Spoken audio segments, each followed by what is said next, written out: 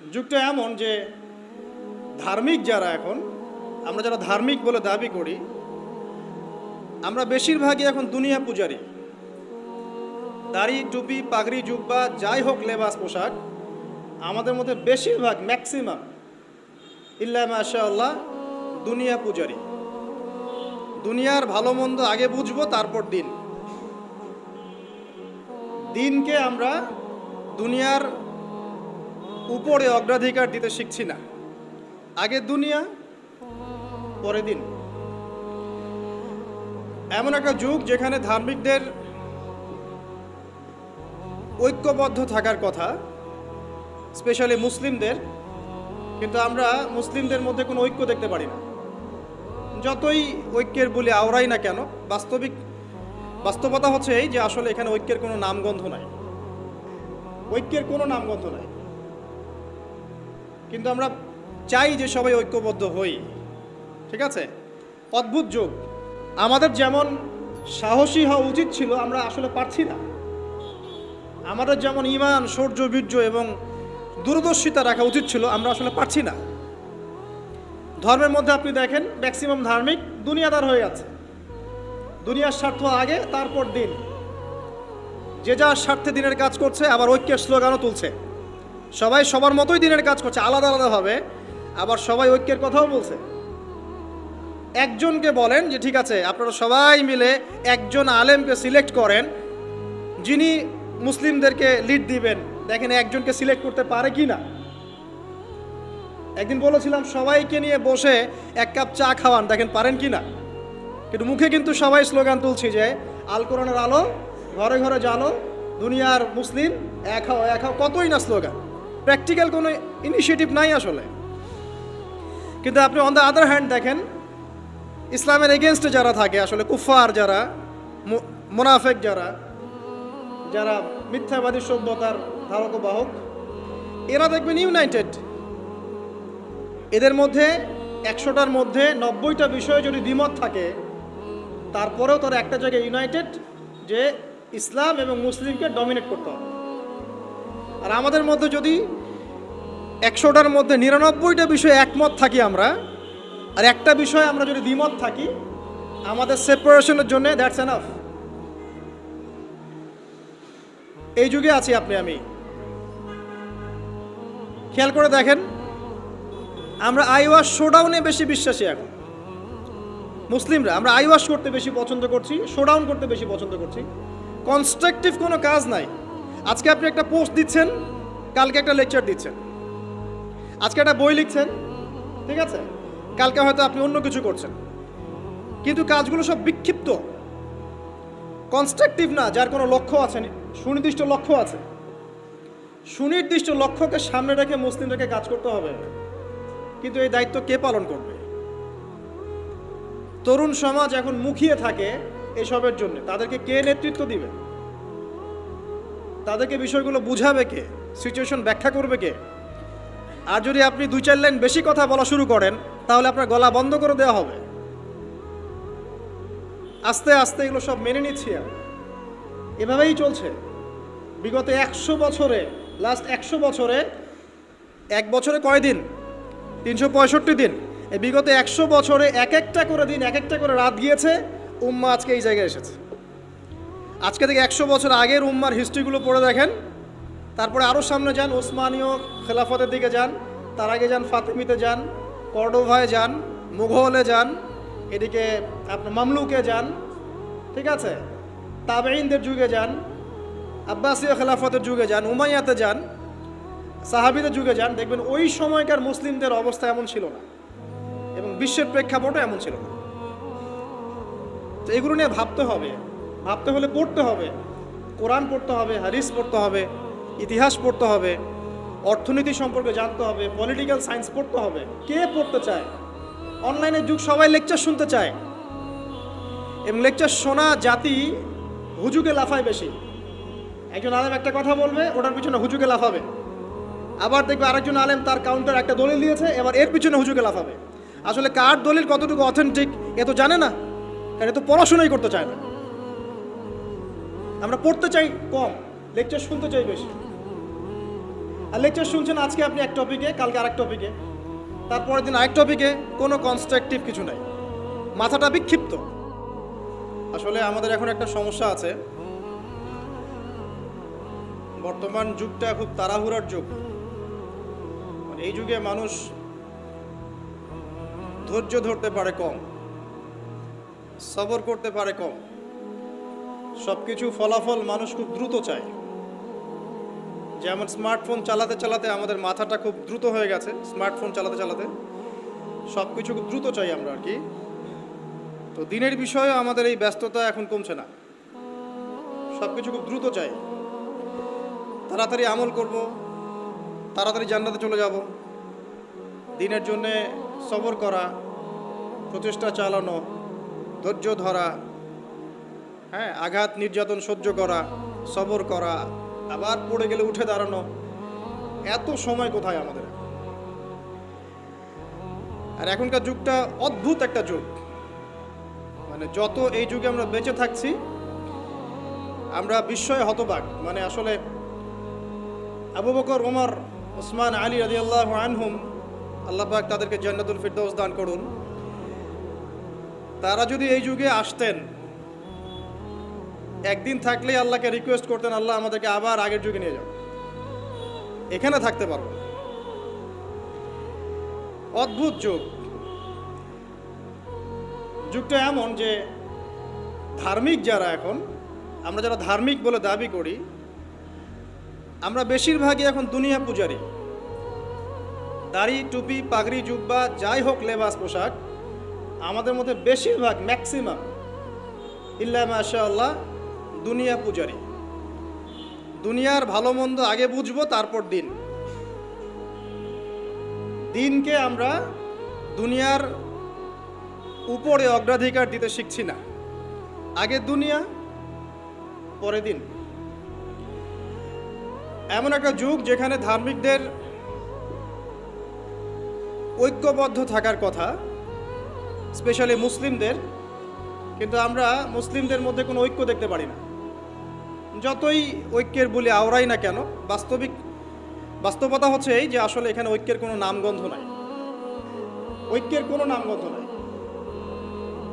কিন্তু আমরা চাই যে সবাই ঐক্যবদ্ধ হই, ঠিক আছে? অদ্ভুত যুগ।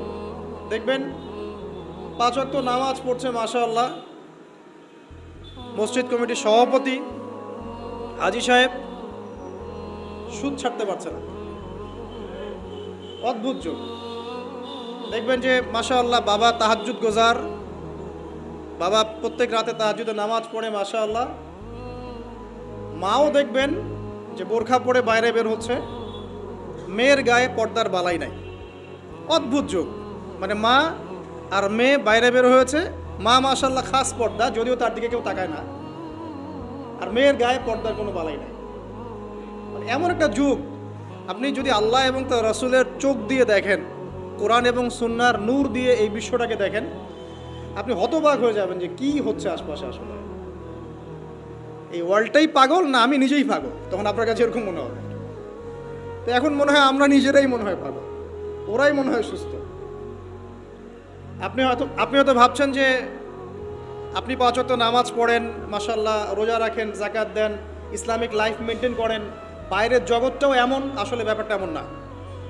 বাইরের জগৎটা ডেঞ্জারাস, ডিসগাস্টিং, মানে একটা ডেভাস্টেটিং বাইরের জগৎটা। পাপ, পঙ্কিলতা, অশ্লীলতা, ফাহেসা, হারাম, ব্যভিচার, জিনা, সুদ, ঘুষ, দুর্নীতি, হত্যা, রাহাজানি, ডাকাতি, চুরি, শব্দে ভর্তি বাইরের জগৎ। আর আমরা মসজিদে এসে 5 ওয়াক্ত সালাত আদায় করছি আর মনে করছি আমরা সেফ। যতক্ষণ বাইরের পরিবেশটাও ইসলামের আদলে গড়ে উঠবে না, ততক্ষণ পর্যন্ত আমাদের ব্যক্তিগত জীবনের ইবাদত, পারিবারিক জীবনের ইবাদতগুলো দীর্ঘ সময় পর্যন্ত সাস্টেইন করতে পারবে না। অদ্ভুত যুগ। ঘরে ঘরে দেখবেন পরকীয়া চলছে, ম্যাক্সিমাম ঘরে ঘরেই পরকীয়া। স্বামী স্ত্রীকে নিয়ে সন্তুষ্ট না, স্ত্রীও স্বামীকে নিয়ে সন্তুষ্ট না। আগে যেমন ডায়মন্ড খুঁজে পাওয়াটা খুব রেয়ার একটা ব্যাপার ছিল, এখন একটা কুমারী মেয়ে খুঁজে পাওয়াটা রেয়ার ব্যাপার হয়ে গেছে। বিয়ে তো করেন নাই, করতে যান সামনে, আর যারা করেছেন তারা তো আমার কথা বুঝবেন যে কারেন্ট জালেও যে জাটকা ধরা পড়তো, এখন আপনি কি বলবো পবিত্রতার জাল দিয়ে সার্চ করেন, দেখেন কয়টা কুমারী মেয়ে খুঁজে পান। স্কুল কলেজের মেয়েরাও এখন কুমারী নাই, স্কুল কলেজের মেয়েরাও এখন কুমারী নাই, অনেকেই নাই, ইল্লা মাশাআল্লাহ। পরিবারের লোকজন জানেও এগুলা, এটাই স্বাভাবিক। এখন গত লেকচারে কিছু কথা বলছিলাম যে মিডিয়ার মধ্য দিয়ে এমন একটা ট্রেন্ড চালু করা হয়েছে যে আস্তে আস্তে পাপগুলোকে স্বাভাবিক করে ফেলা হয়েছে। সুদ খায় মানুষ, কোনো ফিলিংস নাই, মনে করে স্বাভাবিক, সবাই খায় আমিও খাই, এ যুগে না খেলে চলে নাকি। ঘুষ নেয় মানুষ, বলে স্বাভাবিক, ঘুষ ছাড়া কি চাকরি হয়, নর্মাল ট্রেন্ড। দুর্নীতি মানুষ করে, স্বাভাবিক, নর্মাল, ও তো করে, আমি করি তো কী হয়েছে, আমার বড়জনও তো করে, সেই বড়জন বলছে আমি করি তো কী হয়েছে, তার বড়জনও তো করে। এই করতে করতে টপ টু বটম সব দুর্নীতিবাজ, স্বাভাবিক, নর্মাল, আমরা মেনে নিয়েছি, এভাবেই চলছে। যুবকরা স্মোক করে, মাদক সেবন করে, নর্মাল, সব যুবকই তো করে। কলেজ ইউনিভার্সিটিতে আমি করলে কি সমস্যা? জিনা সবাই তো যাচ্ছে পতিতালয়, তা আমি গেলে কি সমস্যা? সবাই অ্যাফেয়ার করছে হারাম, তা আমার একটা গার্লফ্রেন্ড থাকলে কি সমস্যা? এভরিবডি হারামগুলোকে আমরা মেনে নিয়েছি এবং মিডিয়ার মধ্য দিয়ে ট্রেন্ডটা চালু করা হয়েছে যেগুলো নর্মাল। অথচ নবী সাল্লাল্লাহু আলাইহি ওয়াসাল্লাম, এই ফয়জুল কালাম বইয়ের মধ্যে হাদিসটা আছে যে যখন তোমার পাপ তোমাকে বাধা দিবে না, মানে তোমার ভিতর থেকে একটা বাধা আসবে না যেটা পাপ, বুঝবা যে ঈমান নাই তোমার মধ্যে।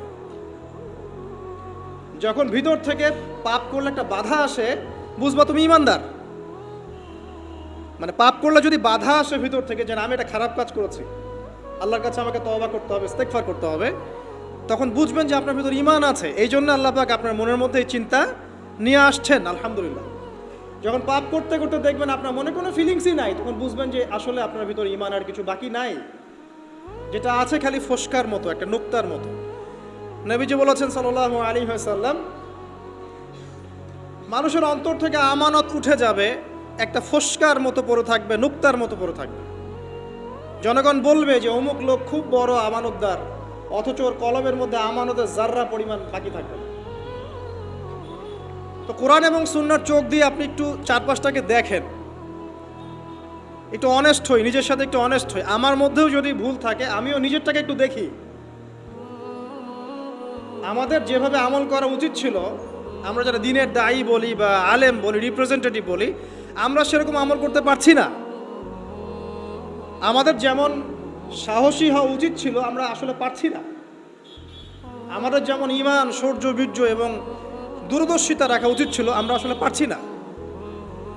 ধর্মের মধ্যে আপনি দেখেন ম্যাক্সিমাম ধার্মিক দুনিয়াদার হয়ে আছে, দুনিয়ার স্বার্থ আগে, তারপর দিন। যে যার স্বার্থে দিনের কাজ করছে, আবার ঐক্যের স্লোগানও তুলছে। সবাই সবার মতোই দিনের কাজ করছে, আলাদা আলাদাভাবে, আবার সবাই ঐক্যের কথাও বলছে। একজনকে বলেন যে ঠিক আছে আপনারা সবাই মিলে একজন আলেমকে সিলেক্ট করেন যিনি মুসলিমদেরকে লিড দিবেন, দেখেন একজনকে সিলেক্ট করতে পারে কি না। একদিন বলেছিলাম সবাইকে নিয়ে বসে এক কাপ চা খাওয়ান, দেখেন পারেন কি না। কিন্তু মুখে কিন্তু সবাই স্লোগান তুলছি যে আল কোরআনের আলো, ঘরে ঘরে জালো, দুনিয়ার মুসলিম এক হও এক হও, কতই না স্লোগান, প্র্যাকটিক্যাল কোনো ইনিশিয়েটিভ নাই আসলে। কিন্তু আপনি অন দ্য আদার হ্যান্ড দেখেন ইসলামের এগেনস্টে যারা থাকে, আসলে কুফার যারা, মুনাফেক যারা, যারা মিথ্যাবাদী সভ্যতার ধারক বাহক, এরা দেখবেন ইউনাইটেড। এদের মধ্যে 100টার মধ্যে 90টা বিষয়ে যদি দ্বিমত থাকে, তারপরেও তারা একটা জায়গায় ইউনাইটেড যে ইসলাম এবং মুসলিমকে ডমিনেট করতে হবে।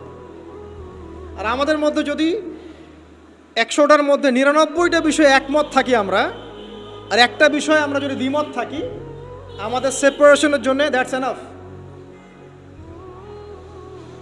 এই যুগে আছি আপনি আমি। খেয়াল করে দেখেন, আমরা আইওয়াশ শোডাউনে বেশি বিশ্বাসী এখন মুসলিমরা। আমরা আইওয়াশ করতে বেশি পছন্দ করছি, শোডাউন করতে বেশি পছন্দ করছি। কনস্ট্রাকটিভ কোনো কাজ নাই। আজকে আপনি একটা পোস্ট দিচ্ছেন, কালকে একটা লেকচার দিচ্ছেন, আজকে একটা বই লিখছেন, ঠিক আছে, কালকে হয়তো আপনি অন্য কিছু করছেন, কিন্তু কাজগুলো সব বিক্ষিপ্ত, কনস্ট্রাকটিভ না, যার কোনো লক্ষ্য আছে, সুনির্দিষ্ট লক্ষ্য আছে। সুনির্দিষ্ট লক্ষ্যকে সামনে রেখে মুসলিমদেরকে কাজ করতে হবে, কিন্তু এই দায়িত্ব কে পালন করবে? তরুণ সমাজ এখন মুখিয়ে থাকে এসবের জন্য, তাদেরকে কে নেতৃত্ব দিবে? তাদেরকে বিষয়গুলো বুঝাবে কে? সিচুয়েশন ব্যাখ্যা করবে কে? আর যদি আপনি 2-4 লাইন বেশি কথা বলা শুরু করেন, তাহলে আপনার গলা বন্ধ করে দেওয়া হবে। আস্তে আস্তে এগুলো সব মেনে নিচ্ছি আমরা, এভাবেই চলছে বিগত 100 বছরে। লাস্ট 100 বছরে, এক বছরে কয় দিন? 365 দিন। এই বিগত 100 বছরে এক একটা করে দিন, এক একটা করে রাত গিয়েছে, উম্মাহ আজকে এই জায়গায় এসেছে। আজকে থেকে 100 বছর আগের উম্মার হিস্ট্রিগুলো পড়ে দেখেন, তারপরে আরও সামনে যান, ওসমানীয় খেলাফতের দিকে যান, তার আগে যান ফাতেমিতে যান, কর্ডোভায় যান, মুঘলে যান, এদিকে আপনার মামলুকে যান, ঠিক আছে, তাবেঈনদের যুগে যান, আব্বাসীয় খেলাফতের যুগে যান, উমাইয়াতে যান, সাহাবীদের যুগে যান, দেখবেন ওই সময়কার মুসলিমদের অবস্থা এমন ছিল না, এবং বিশ্বের প্রেক্ষাপটও এমন ছিল না। তো এগুলো নিয়ে ভাবতে হবে। ভাবতে হলে পড়তে হবে, কোরআন পড়তে হবে, হাদিস পড়তে হবে, ইতিহাস পড়তে হবে, অর্থনীতি সম্পর্কে জানতে হবে, পলিটিক্যাল সায়েন্স পড়তে হবে। কে পড়তে চায়? অনলাইনের যুগ, সবাই লেকচার শুনতে চায়, এবং লেকচার শোনা জাতি হুজুকে লাফায় বেশি। একজন আলেম একটা কথা বলবে, ওটার পিছনে হুজুকে লাফাবে। আবার দেখবে আরেকজন আলেম তার কাউন্টার একটা দলিল দিয়েছে, এবার এর পিছনে হুজুকে লাফাবে। আসলে কার দলিল কতটুকু অথেন্টিক এ তো জানে না, কারণ এ তো পড়াশোনাই করতে চায় না। আমরা পড়তে চাই কম, লেকচার শুনতে চাই বেশি। আর লেকচার শুনছেন আজকে আপনি এক টপিকে, কালকে আরেক টপিকে, তারপরের দিন আরেক টপিকে, কোনো কনস্ট্রাকটিভ কিছু নাই, মাথাটা বিক্ষিপ্ত। কেমন জানেন? ধরেন যে আমাদের প্রত্যেকের বাসায় একটা করে ডায়েরি আছে। একটা এক্সাম্পল দেই, একটা করে ডায়েরি মনে করেন সবার বাসায় আছে। আর যুগটা এমন যে এই ডায়েরিতে আপনি যাই লিখবেন সবাই দেখতে পারবে, যাদেরকে আপনি অ্যাক্সেস দিবেন সবাই এই লেখাটা দেখতে পারবে। এখন আপনি মনে করেন বাসায় শুয়ে আছেন এসি রুমের নিচে, তা আপনি দেখছেন যে বিশ্বের কোনো জায়গায় মুসলিমকে নির্যাতন করা হচ্ছে, কোনো জায়গায় একটা মেয়েকে রেপ করা হলো, কোনো জায়গায় কি বলবো শিশুদেরকে বোম মেরে হত্যা করা হচ্ছে, কোনো জায়গায় জুলুম হচ্ছে ইত্যাদি। আপনি এগুলো শুয়ে শুয়ে দেখছেন, আপনার ডায়েরিতে আপনি এগুলো দেখছেন। এবার আপনি বিছানায় শুয়ে শুয়ে এগুলো নিয়ে চিন্তা করতে করতে করতে করতে আপনি ফেড আপ, যে আসলে কিছু তো করতে হবে, এগুলো তো মেনে নেওয়া যায় না, কিছু একটা তো করতে হবে, কি করব? তখন লেপটা সুন্দর করে গা থেকে সরিয়ে, যোদ্ধার মতো একদম গা থেকে একদম কম্বলটা সরিয়ে উঠে ডায়েরিটা হাতে নিলেন, নিয়ে লিখলেন যে উম্মার আজকে এই অবস্থা, এই করতে হবে, সেই করতে হবে, এটা করতে হবে, ওটা করতে হবে। ডায়েরি বন্ধ করে রেখে দিলেন, আবার গিয়ে ঘুমিয়ে। This is Facebook. এটাই ফেসবুক। কনস্ট্রাকটিভ কোনো কাজ নাই। আপনি আপনার মতো লিখলেন, শুয়ে পড়লেন, আরেকজনের মতো লিখলো, সে শুয়ে পড়লো, আরেকজন লিখলো, সে শুয়ে পড়লো। এরা ইউনাইটেড না, আর এদেরকে লিড দেওয়ার মতো কেউ নাই। আবার যারা ঐক্যের কথা বলছে এরা ইন্টারনালি ডিভাইডেড। এভাবে কি একটা জাতি সফল হবে কি না, এটা আমার প্রশ্ন। আমাদের আগে সামাজিক যোগাযোগ মাধ্যম ব্যবহার করার মানে যে কি বলবো নিয়ম শৃঙ্খলা শেখা উচিত। আসলে সামাজিক যোগাযোগ মাধ্যম কিভাবে ব্যবহার করতে হয়, ইফেক্টিভ ইউজিং শেখা দরকার অনলাইন সেকশনে। আমরা মোটেও সামাজিক যোগাযোগ মাধ্যম ইফেক্টিভলি ইউজ করতে জানি না। এই মাধ্যমটাকে আমরা বানিয়েছি সমালোচনার মাধ্যম, কাউকে ধুয়ে দেওয়ার মাধ্যম, মাঝে মাঝে একটু আইওয়াশ শোডাউন করার মাধ্যম। একজন ওমরা করতে গিয়েছে, ছবি সেলফি এই সেই। ভাই কি দরকার আছে আপনার ওমরা করতে গিয়েছেন এত মানুষকে জানানোর কি দরকার আছে? একজন লেকচার দিতে এসেছেন, গাড়ি থেকে নামলাম, সবাই ভিডিও সেলফি ফোনস স্লোগান। আমি কাকে দেখাচ্ছি আসলে এগুলো? আর এগুলো যাদেরকে দেখাচ্ছি, এটা দেখায় আমার লাভটা কি আসলে? আল্লাহ পাক কি আমার এই দেখার মুখাপেক্ষী নাকি? আমার মনে যদি ইখলাস ও নিয়াত থাকে, নিয়াত বিশুদ্ধ থাকে, আমি তো গোপনে আসলেও নাকি আল্লাহ পাক দিবেন। আর আল্লাহ পাক যদি দেখাতে চান আমাকে, তাহলে আল্লাহ পাক আমাকে তুলে নিয়ে আসে সবার সামনে দাঁড় করায় দিবেন। যদি আমি পাহাড়েও লুকাতে চাই, আর আল্লাহ যদি চান যে আল্লাহ পাক আমাকে দেখাবেন সবার সামনে, আল্লাহ পাক ওখান থেকে তুলে আপনাকে দেখাবেন। আর যারা সবাইকে দেখাতে পছন্দ করে, আল্লাহ পাক ওদেরকে আস্তে আস্তে এখান থেকে মিটিয়ে দেন।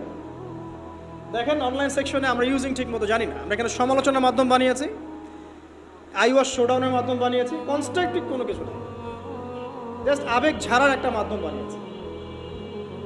সামাজিক যোগাযোগ মাধ্যম ইউজিংটা শিখতে হবে আগে, ইফেক্টিভ ইউজিং কিভাবে। যারা এগুলো লঞ্চ করেছে এরাও তো এগুলো ইউজ করে, ওরা কি আমাদের মতো করে ইউজ করে?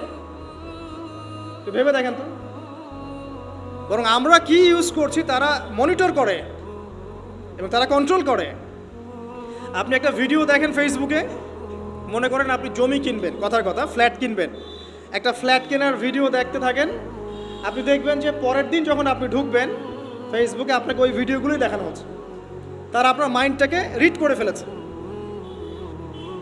মানে কাজ নাই, সারাদিন খেয়ে দে অহেতুক কিছু বিষয় নিয়ে পড়ে থাকি।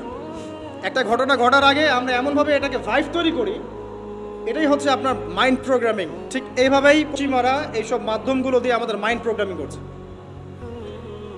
তো দেখেন আমাদের ইফেক্টিভ ইউজিং শেখা দরকার, আইওয়াস শোনানোর দরকার নাই।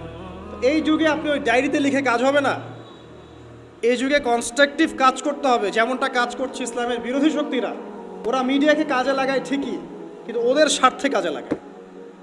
ওরা মিডিয়া ওদের মতো করে কন্ট্রোল করে, ওদের মতো করে নিউজ করে। যখন ওরা সারা বিশ্বে ছড়িয়ে দিল যে মুসলিমরা সন্ত্রাসী এবং মুসলিমরা জঙ্গি, সবাই দাড়ি টুপি দেখলে বাঁকা চোখে তাকানো শুরু করে, এ মনে হয় জঙ্গি, এ মনে হয় জঙ্গি, ওই বোরখার নিচে মনে হয় বোম আছে ইত্যাদি। এই ভাইভটা কে তৈরি করলো? হ্যাঁ, ওরাই তৈরি করলো। কোনোদিন কি কোনো মুসলিমকে আল্লাহ পাক অনুমতি দিয়েছেন যে সে মানে একটা নিরপরাধ মানুষকে হত্যা করবে? এই অনুমতিকে আল্লাহ পাক দিয়েছেন?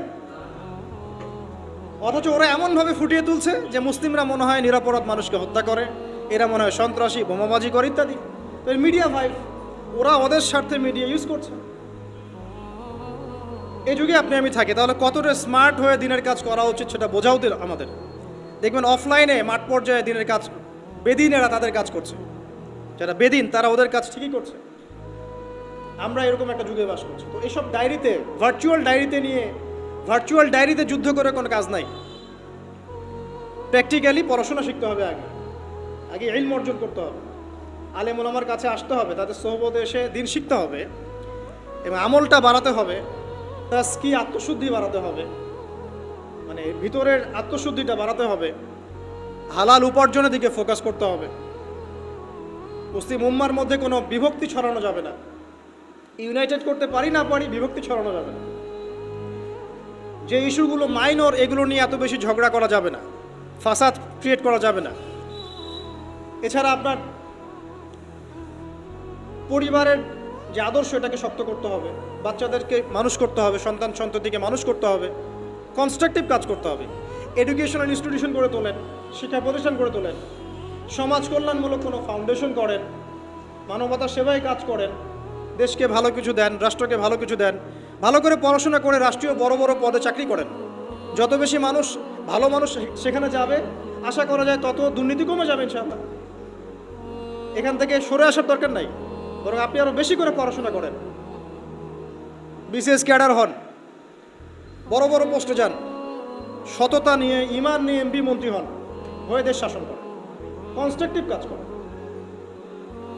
আমি বুঝাতে চাচ্ছি যে আমরা এমন একটা যুগে আছি যে আমরা কাজের চেয়ে আইওয়াস শোডাউন এবং অপরিপক্কতায় বেশি পারদর্শী।